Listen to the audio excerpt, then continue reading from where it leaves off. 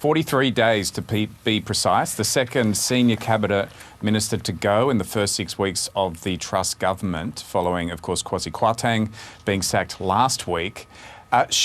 Look, to be honest, it started off not too bad a day for Liz Truss. She got through Prime Minister's questions not too badly. It looked like she maybe solidified her position and that she was, not going to be under threat in the coming days. But then in the afternoon here, we found out that the Home Secretary was resigning over a breach of the ministerial code. Now, what apparently she did was send a government official document via her personal email to a parliamentary colleague. That was considered a breach.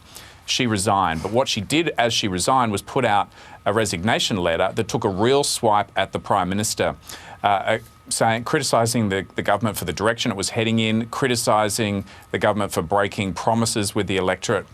And in particular, Suella Braverman is the Home Secretary and is very passionate about stopping asylum seeker boats coming from France across the English Channel to the UK. And she seemed to be suggesting that Liz Truss was backing down on some of the policies relating to that. So there was a real kick in the tail of that resignation letter.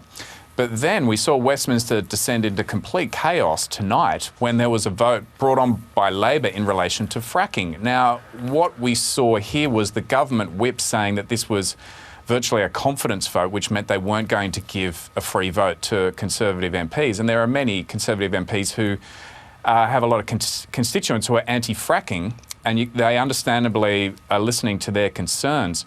So there was a lot of tension around this. Now, apparently what happened was just before it went to the vote, which the government ended up winning, by the way, they were told it wasn't a confidence vote, and there was chaos in the lobby outside of the House of Commons, and there were allegations made by Labor MP Chris Bryant that people were being manhandled and being forced to go into the chamber and vote, being yelled at about voting, and he's called for an investigation into this, and I think he's going to probably try and send it off to the Privileges Committee.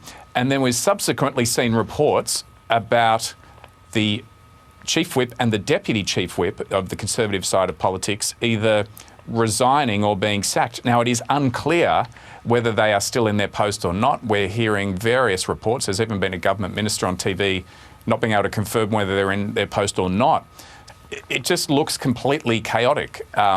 And you can see the raw frustration and anger boiling over as you've seen Conservative MPs leaving the House of Commons chamber after that most recent vote. I mean, there was already 6 MPs who'd come out and said they wanted Liz Truss to resign, which is pretty incredible just 6 weeks into her premiership. But you just saw this sense of boiling anger after that vote. It was chaotic. It just made the Conservative Party and the government look amateurish, and they're the kind of words that are coming from their own side of politics.